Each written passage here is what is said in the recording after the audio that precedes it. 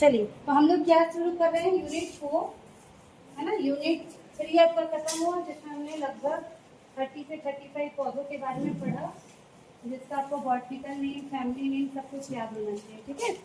Unit 4 आपका है indigenous medicinal science. Indigenous medicinal science है ना, हेडिंग ही यही है, इंडिजिनस मेडिसिनल साइंस। ठीक, बिल्कुल नया चैप्टर है जो बीएससी में ऐड किया गया है। इसके पहले आपके पहले जो बीएससी पढ़ते थे वो लोग इस चैप्टर के बारे में कभी भी कुछ भी नहीं पढ़े हैं। जब ये एनईपी लागू हुआ है, एनईपी 2020 है ना, उसका एक मेन कॉन्सेप्ट ये था कि हमको हमारी जो भारतीय सभ्यता और संस्कृति है उसके बारे में भी हमको पता होना चाहिए। एनईपी का मतलब ही यही है कि भारतीय परंपरा से जोड़ा जाए। ठीक है, तो उसके एक्सपेक्ट में ये चैप्टर को बॉटनी में जोड़ा गया है। आप अपने सभी सब्जेक्ट में देखोगे, केमिस्ट्री में भी, जूलॉजी में भी कुछ ना कुछ जो हमारे पुराने भारतीय संस्कृति से जुड़ा हुआ है उनका एक चैप्टर डाला गया है, तो उसीलिए हमको भी इसमें ऐड किया गया है। तो ये है आपका चैप्टर इंडिजिनस मेडिसिनल साइंस, स्वदेशी औषधीय विज्ञान। क्या है ये चैप्टर? स्वदेशी औषधि विज्ञान। पहले के समय में, अभी तो इतनी तरक्की हो चुकी है, इतने सारे आपको बहुत बड़े बड़े डॉक्टर्स और हॉस्पिटल वगैरह ये सब आसपास भी मिल जाएगा। अब फैसिलिटी बढ़ चुकी है ना भाई, लगभग सब जगह पे हॉस्पिटल आपको आपके कॉलेज के सामने ही मिल जाएगा, हॉस्पिटल, डॉक्टर सब मिल जाएंगे। लेकिन आप कई सौ साल पहले जब पुराने समय में जाओगे तो उस समय में मेडिसिनल सिस्टम क्या हुआ करता था। उस समय में अगर कोई बीमार पड़ जाता था तो उसके उपचार के लिए हमारे पास कौन कौन सी पद्धति होती थी, उसके बारे में हमको यहाँ पर क्या करना है, थोड़ा थोड़ा पढ़ना है। अब ये बॉटनी से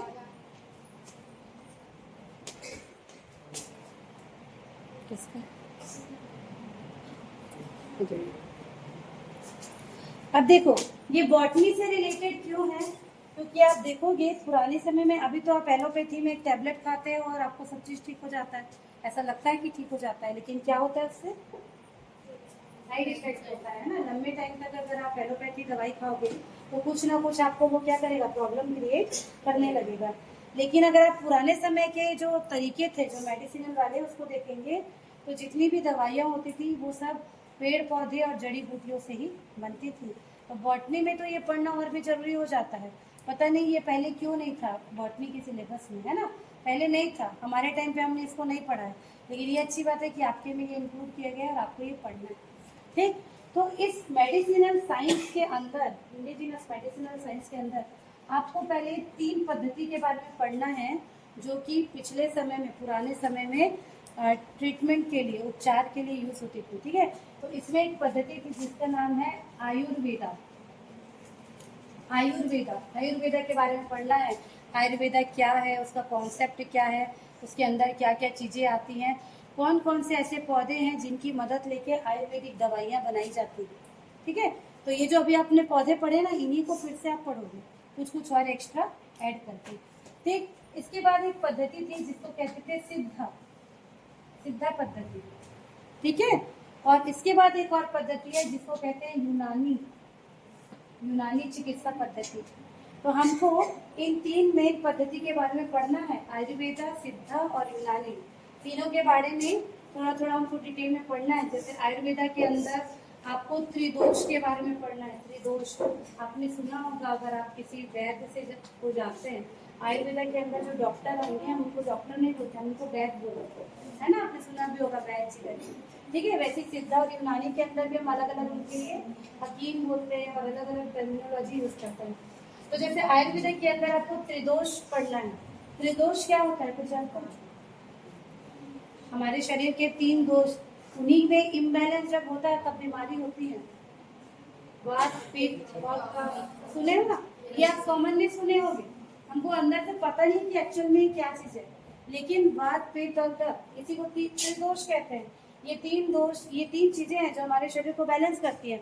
इन्हीं में जब कोई चीज कम होगी, कोई ज्यादा होगी, उसी से हम क्या करते हैं, बीमार होते हैं। जैसे आप किसी को सुनोगे कि इसका पित्त बढ़ा हुआ, या इसका वात बढ़ा हुआ है, ये सब। ठीक है, इसके अलावा त्रिदोष के अलावा हमको यहाँ पर ये भी देखना है कौन से क्या बोलते हैं जो शरीर के अंग जो अलग अलग कहलाते हैं, नाम भूल गई, जल्दी बताओ। पंच महाभूत है ना, पंच महाभूत, पांच तत्व जिससे हमारा शरीर मिलकर बना हुआ है। देखे हो ना भाई, शक्तिमान देखे हो? उस समय में तुम लोग आ चुके थे कि नहीं आए दुनिया में? नहीं आए थे? शक्तिमान है, मतलब मैंने अपने बचपन में शक्तिमान देखा है, तो तुम लोगों ने देखा है कि नहीं ये पूछ रही हो? देखे हो गया ना शक्तिमान।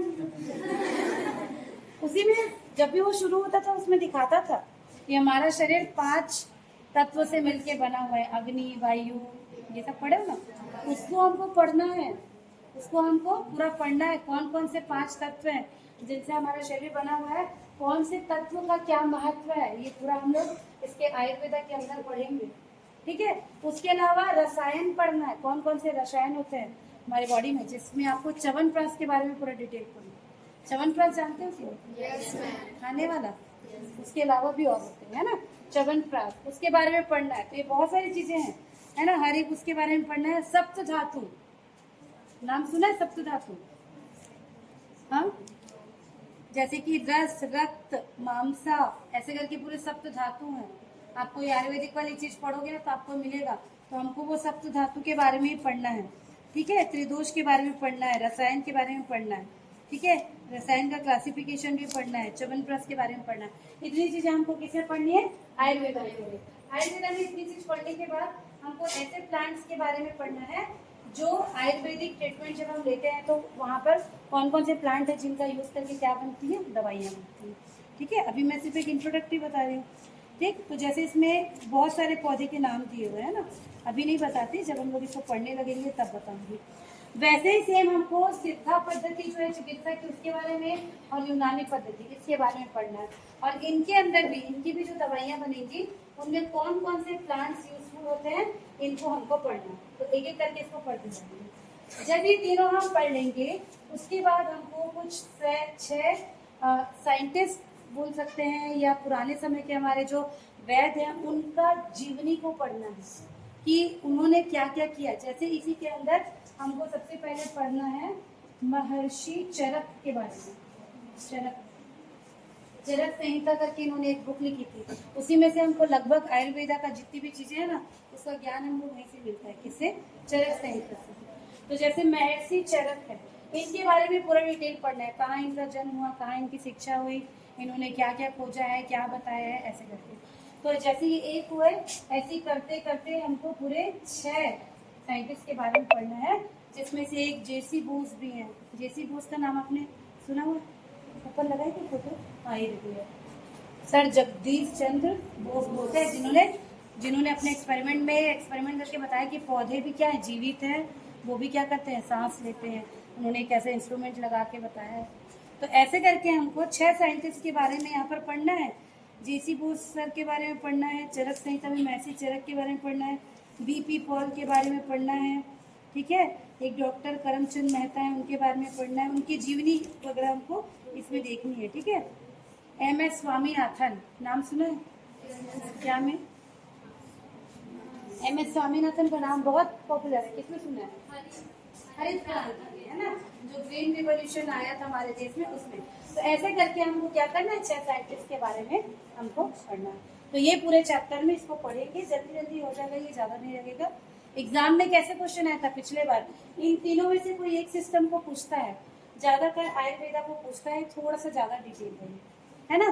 तो इन तीनों में से कोई एक सिस्टम को पूछेगा एक क्वेश्चन, और ये जो 6 जो साइंटिस्ट हम बोल सकते हैं उनमें से किसी एक को पूछेगा। तो आप किसी भी चीज को छोड़ नहीं सकते हो। बाकी शॉर्ट क्वेश्चन में तो कुछ भी पूछ देगा, जैसे त्रिदोष को पूछ देगा, सप्तधातु को पूछ देगा, पंच तत्व को पूछ देगा। ऐसे यूनानी और सिद्धा के अंदर जो चीजें उनको अलग अलग पूछ सकता है, इनमें से किसी के बारे में डिटेल से पूछ देगा। तो कुछ भी इसमें से हम छोड़ नहीं सकते, हमको क्या करना है, सारी चीजों को पढ़ना, ठीक। तो अभी नहीं शुरू करते, इसको क्या करेंगे हम, इंसान की मूलभूत जरूरतों में क्या आता है? बिल्कुल वही है भाई। बस उसको क्या नाम दिया, देखो अब हम रोटी कपड़ा और मकान तो नहीं लिख सकते एग्जाम में, तो उसको क्या लिखेंगे, भोजन वस्त्र और आवास। ठीक है, हमको क्या चाहिए, भोजन चाहिए, भोजन के साथ भोजन में ही आपका क्या आ जाएगा, पानी भी आ जाएगा, वस्त्र, आवास, है ना। किसके लिए, मूलभूत आवश्यकता, मानव समुदाय अगर बोलेंगे, जीने के लिए वस्त्र नहीं चाहिए, जानवर पहनते हैं कपड़े नहीं पहनते ना, लेकिन मानव समुदाय में अगर जीना है तो क्या चाहिए, वस्त्र चाहिए, आवास चाहिए। और इन तीनों के बाद जो सबसे बड़ी चीज है वो क्या चाहिए, अच्छा स्वास्थ्य, है ना। भाई अगर आपका स्वास्थ्य ठीक नहीं है, क्या हो गया, क्यों इतनी हंसी आ रही है, हाँ। अगर स्वास्थ्य अच्छा नहीं है तो आप अपने जीवन को अच्छा जीवन बोल ही नहीं सकते। कितने भी आप पैसे कमा लो, सब चीज अच्छा रहे, पर अगर स्वास्थ्य खराब है तो कुछ भी आपके हाथ में नहीं है, ठीक है। तो स्वस्थ व्यक्ति स्वस्थ ही रहना चाहता है, तथा जो रोगी है वो भी हमेशा क्या होता है, निरोगी होने की और स्वस्थ होने की कामना करता है। स्वास्थ्य को ठीक बनाए रखने व रोगों को दूर भगाने से संबंधित अध्ययन को ही क्या कहते हैं, औषधि विज्ञान कहते हैं, मेडिसिनल साइंस इसी को ही कहते हैं। औषधि अर्थात मेडिसिन शब्द लैटिन भाषा के मेडिकस शब्द से बना है। जो हम बोलते हैं ना मेडिसिनल, मेडिसिन, ये मेडिकल शब्द से बना है, जिसका अर्थ होता है चिकित्सक, मतलब कि फिजिशियन, जो बिना किसी शल्य क्रिया के केवल दवाओं के प्रयोग से रोगों को नियंत्रित कर सकता है। आप डॉक्टर भी देखोगे तो दो टाइप के होते हैं, एक जो होते हैं सर्जन होते हैं, सर्जन मतलब जो सर्जरी वगैरह करके ठीक करते हैं। किसी भी चीज की सर्जरी कब की जाती है, हाँ, जब वो मेडिसिन से ठीक नहीं होती। जैसे मान लीजिए आप कुछ के लिए जाएंगे, आप डॉक्टर के पास जाएंगे, मेरे पेट में दर्द होता है, थोड़ी तुरंत लेटा के क्या दर्द हो रहा है, नहीं होता ना। पहले क्या होगा, वो आपको कुछ टेस्ट कराएगा या पहले दवाइयाँ देगा। अगर दवाइयों से भी ठीक नहीं होगा या टेस्ट में कुछ ऐसी चीज निकलेगी जो दवाइयों से ठीक नहीं होगी, तब क्या होती है, नेक्स्ट स्टेप आता है सर्जरी वगैरह का, कि कोई ऐसा पार्ट है जो इन्फेक्टेड है या कुछ एबनॉर्मल हो चुका है, उसको सर्जरी करके हटाते हैं। तो मेडिकल शब्द है, इसका मतलब है फिजिशियन, जो बिना किसी शल्य क्रिया मतलब सर्जरी के क्या कर सकते हैं, रोगों का नियंत्रण कर सकते हैं। औषधि विज्ञान का क्षेत्र सिर्फ रोगियों के इलाज करने में नहीं है, बल्कि एक बीमारी से बचाव, स्थायी रूप से बीमार व्यक्तियों की देखरेख और विकलांगों को पुनर्विस्थापित करके प्रबंधन की विधियों से भी संबंध रखता है। तो अगर हम मेडिसिनल साइंस बोले तो सिर्फ बीमारी ठीक करना नहीं है, आपकी दैनिक दिनचर्या को भी ये क्या करता है, बताता है। जैसे आप मान लीजिए एलोपैथी वाले डॉक्टर के पास जाओगे तो जनरली वो नहीं कहेंगे, वो आपको बस फटाफट क्या करेंगे, दवाई लिख के देंगे और ये दवाई खा लो, 5 दिन 10 दिन 1 महीना जो भी हो बोलेंगे। लेकिन अगर आप किसी आयुर्वेदा या इस टाइप के डॉक्टर के पास जाओगे ना, तो सबसे पहले ना वो आपको आपका पूरा जीवन का, एक दिन का, सुबह से उठ के रात तक क्या क्या करते हो पहले वो पूरा डिटेल पूछेंगे, तब आपको वो दवाइयाँ वो सब बताएंगे। तो ऐसा नहीं कि आप रोगी हैं तो बस उस रोग का उपचार होना चाहिए, आपकी पूरी दैनिक दिनचर्या, उसके अलावा जो विकलांग है उनकी देख रेख, बीमार व्यक्ति को देख रेख, उनको कैसे मैनेज करें, इन सब के बारे में पढ़ना क्या कहलाता है, इंडिजिनस मेडिसिनल साइंस का पार्ट है।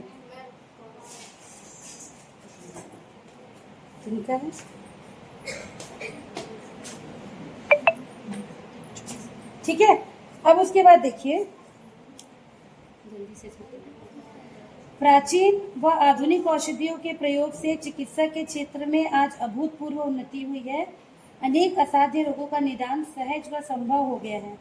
मानव जीवन की रक्षा की संभावनाएं दिन प्रतिदिन बढ़ती जा रही है। जैसे जैसे टेक्नोलॉजी बढ़ रही है, क्या हो रहा है, हमारे पास बहुत सारे ऐसे साधन हैं जिससे कुछ भी बीमारी हो रही है तो उसका उपचार संभव है ना। बहुत ज़्यादा जब प्रॉब्लम हो जाती है तभी किसी इंसान को नहीं बचाया जा सकता, ऐसी स्थिति है। बाकी हमारे पास अभी इतनी टेक्नोलॉजी और इतने अच्छे अच्छे डॉक्टर्स हैं कि मानव जीवन को बचाया जा सकता है। मृत्यु दर बहुत कम हो गई है तथा मानव जीवन पहले से अधिक स्वस्थ और सुखी हो चुका है। ठीक है, इतना पार्ट हमको क्या करना पड़ेगा, जब भी आपको इन तीनों में से कुछ भी पूछे ये वाला इंट्रोडक्शन लेना ही पड़ेगा। ठीक, अब इसके बाद जो हम लोग पढ़ेंगे ना, वो फिर आपका कहाँ से शुरू हो जाएगा, सीधा आयुर्वेदा से शुरू हो जाएगा। आयुर्वेदा का डेफिनेशन, उसका स्कोप, उसके अंदर कौन कौन से साइंटिस्ट थे, वो सब के बारे में हम लोग शुरू करेंगे, है ना। इसको अब नेक्स्ट क्लास में ही करेंगे।